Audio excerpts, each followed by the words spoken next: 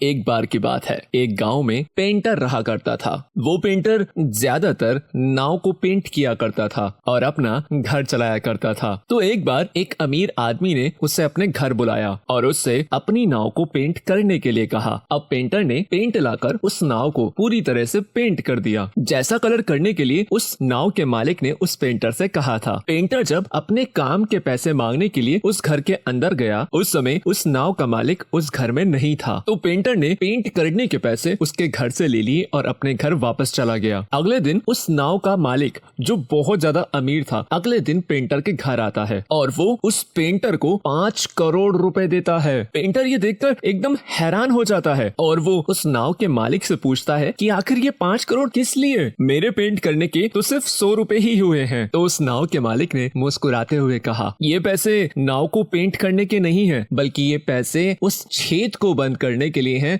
जो उस नाव के अंदर था। तब पेंटर कहता है, अरे मालिक, वो तो एक छोटा सा छेद था जो पेंट करते समय मुझे दिख गया और मैंने उसे ठीक कर दिया। उस छोटे से छेद को ठीक करने के लिए इतना पैसा मुझे कुछ भी ठीक नहीं लग रहा है। तभी उस नाव का मालिक कहता है, लगता है तुम मेरी बात को सही से समझे नहीं, मैं तुम्हें पूरी बात समझाता हूँ। कल जब मैंने तुम्हें अपनी नाव को पेंट करने के लिए कहा, तब मैं तुम्हें जल्दबाजी में बताना भूल गया कि उस नाव में एक छोटा छेद भी है, उसे भी ठीक कर देना। और जब तुम उस नाव को पेंट करने के बाद घर वापस चले गए, तब मेरे बच्चे उस नाव को नदी में लेकर चले गए और उस समय मैं घर पर नहीं था। और जब मैं घर वापस लौट कर आया, तब मेरी पत्नी ने कहा कि बच्चे नाव को लेकर नदी में नौकायन के लिए चले गए हैं। और जैसे ही मैंने ये सुना, मेरी जान निकल गई और मैं अपने बच्चों को समुद्र में ढूंढने के लिए निकल गया। तभी मुझे मेरे बच्चे उस नाव के साथ वापस आते हुए दिखे। उन्हें सही सलामत देखने के बाद मेरी जान में जान आ गई और मैंने सुकून की सांस ली। और जब मैंने उस छेद की तरफ देखा तो तुमने वो बिल्कुल सही कर दिया था और वो भी मेरे बिना कहे, और तुमने उसे ठीक करने के मेरे घर से एक्स्ट्रा पैसे भी नहीं लिए, और तुम्हारे इस छोटे से काम ने आज मेरे बच्चों की जिंदगी बचा ली। दोस्तों, इस कहानी से हमें एक बहुत बड़ी सीख मिलती है। मान लो वो पेंटर ये सोचकर उस छोटे से छेद को ठीक नहीं करता कि नाव के मालिक ने मुझे इसे ठीक करने के लिए कहा ही नहीं, या फिर मैं इस छेद को ठीक क्यों ही करूं,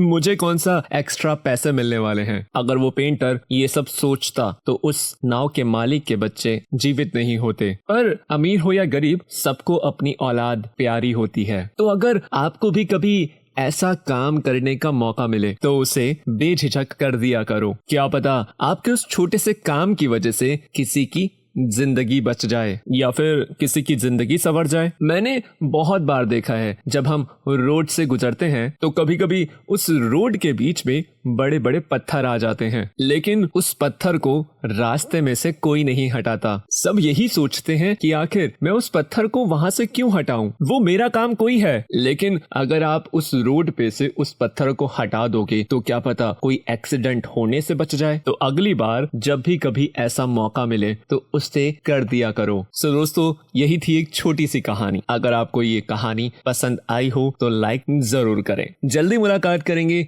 एक और नई कहानी के साथ। तब तक के लिए मेरी तरफ से बाय बाय।